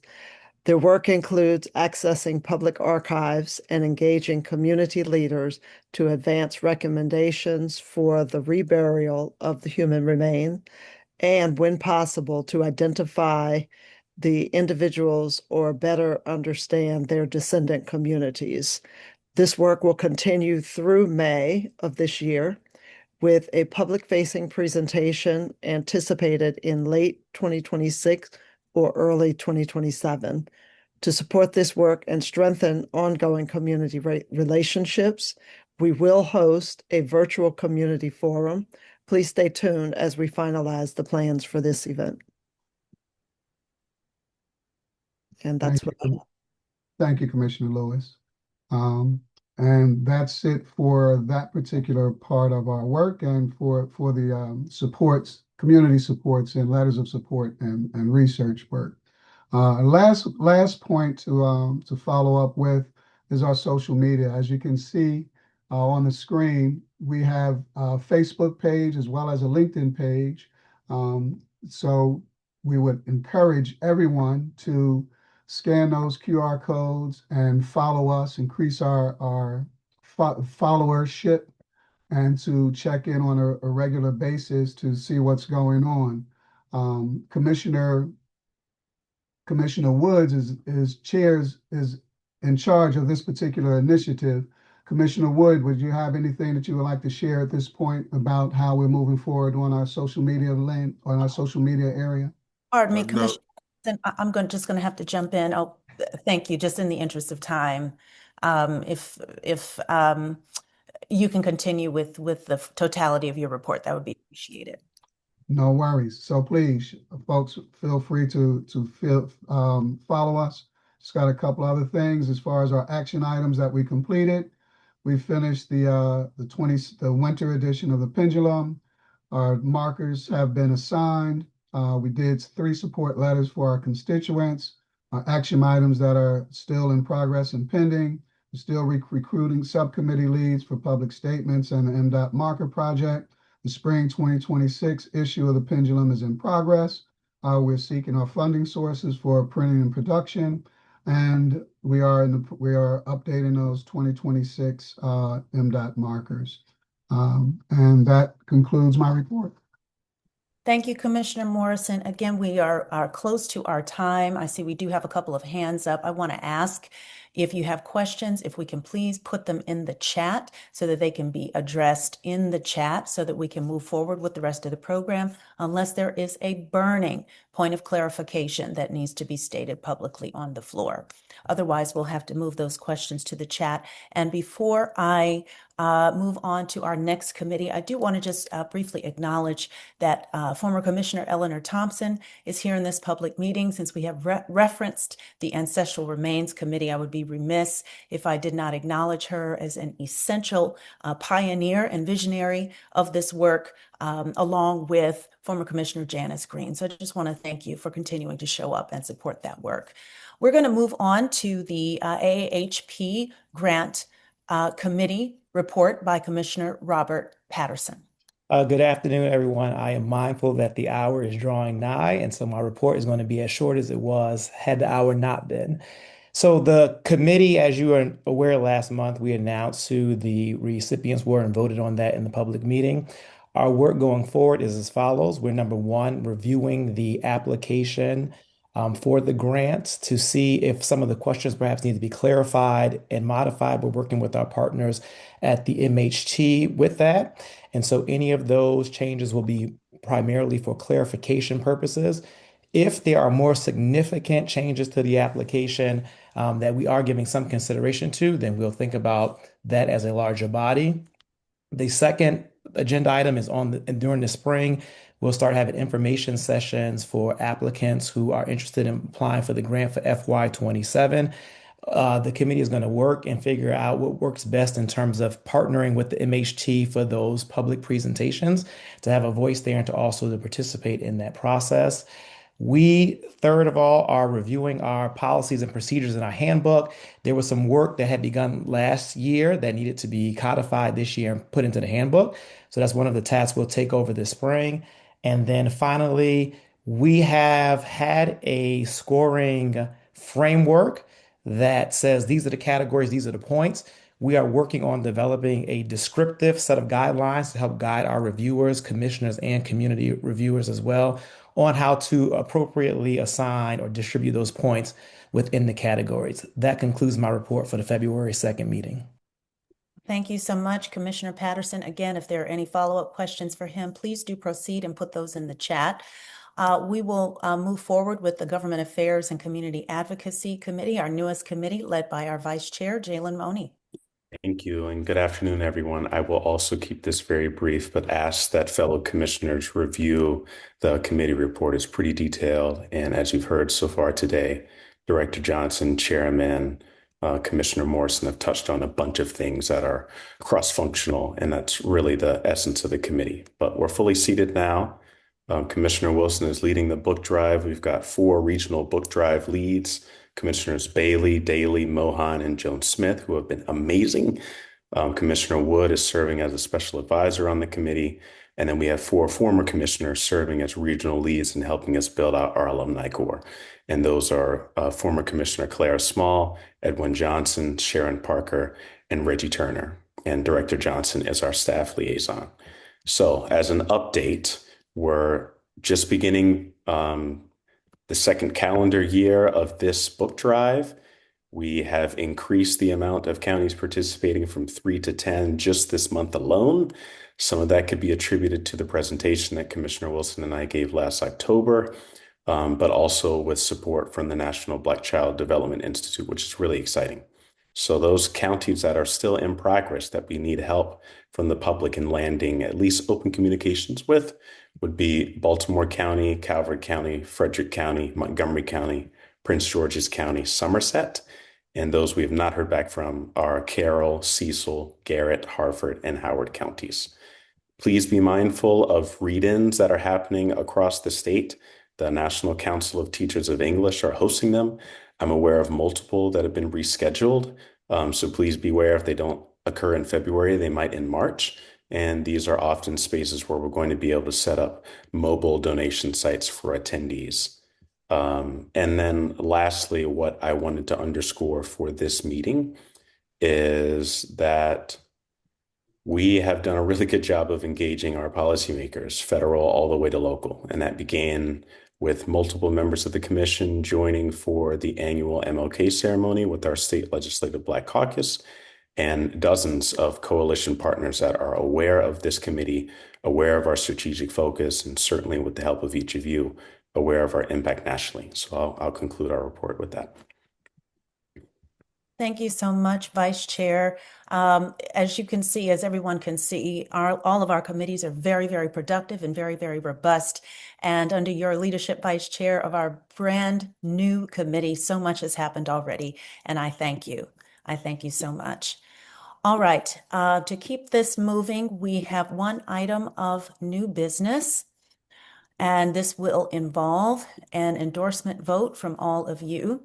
So I will proceed to notify you about this item. So next month, Congressman Kweisi Mfume is planning on introducing a bill to direct an entity called the Joint Committee of Congress on the Library to commission and place a statue of Clarence Mitchell Jr. in the United States Capitol. The Commission on African American History has been asked to consider endorsing this legislation. This is a very important proposal because if you're not aware of Clarence Mitchell's legacy, he was a Baltimore native and civil rights champion who served as NAACP Washington Bureau Director for almost 30 years, from 1950 to 1978.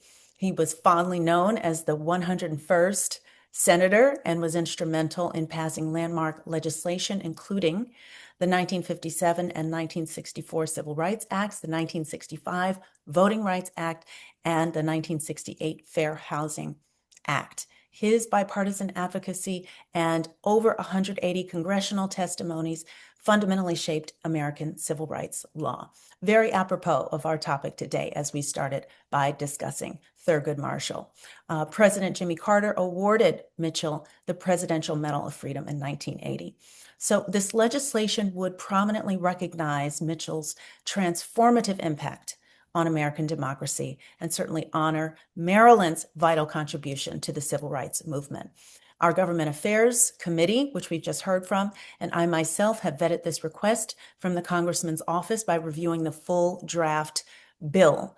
And we want to recommend that the full commission endorse the Clarence Mitchell Jr. Statue Act and put forward a motion for an endorsement vote, which means that we as a body agree to submit a letter of endorsement that will accompany the legislative proposal. Okay? Does any member of this body have any questions or concerns before we move to a vote?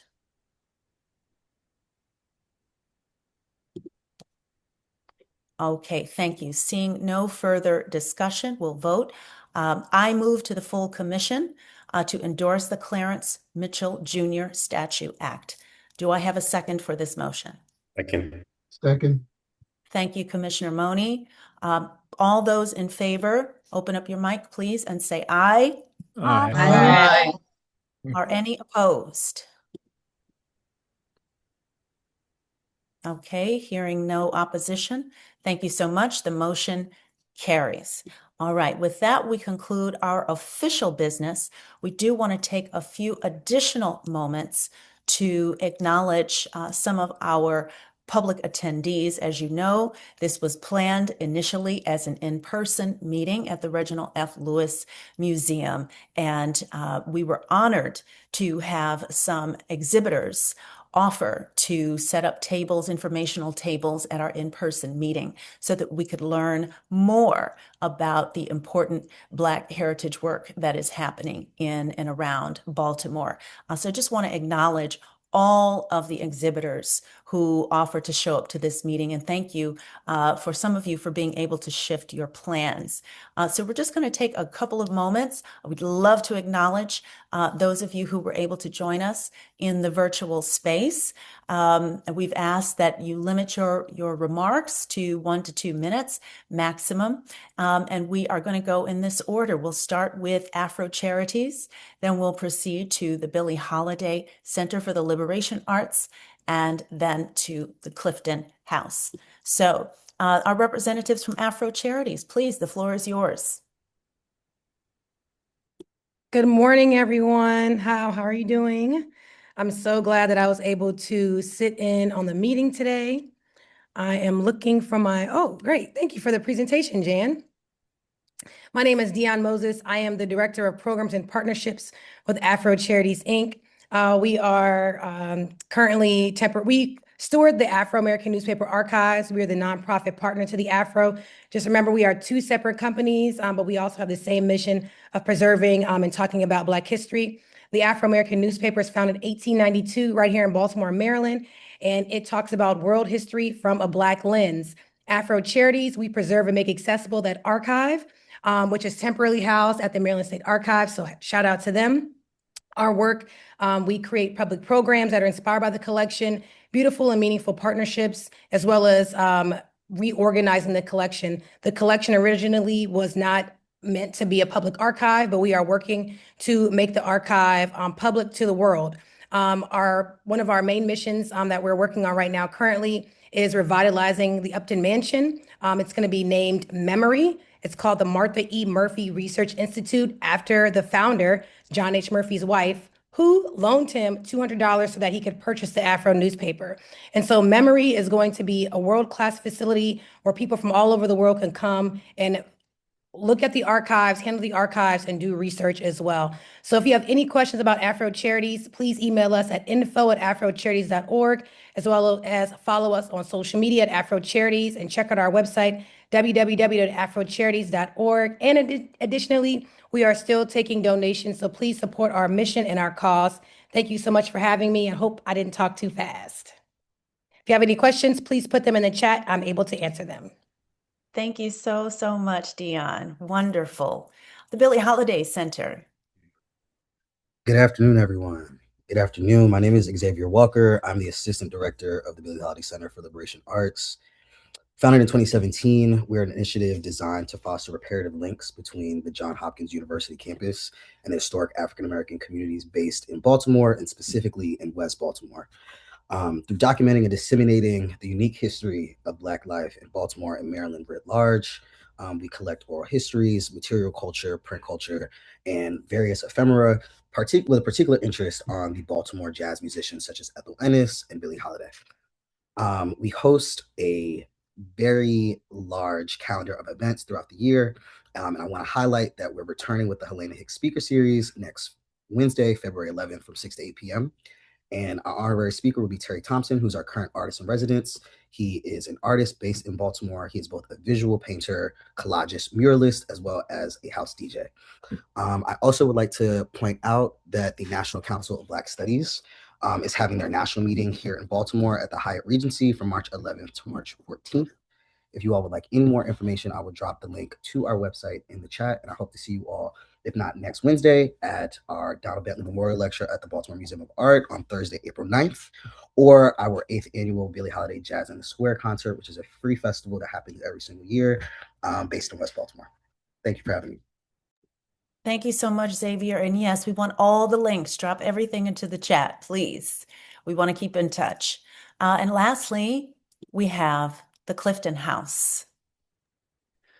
Hello, everyone. Good afternoon. My name is Joel Diaz. I'm the Director of Programs at the Clifton House, and we are a nonprofit organization based in the Windsor Hills neighborhood of Baltimore that stewards the legacy of Lucille Clifton and Fred Clifton by providing mentorship, local and global resource access, training, and development in the creative arts to underrepresented and underserved communities of all ages.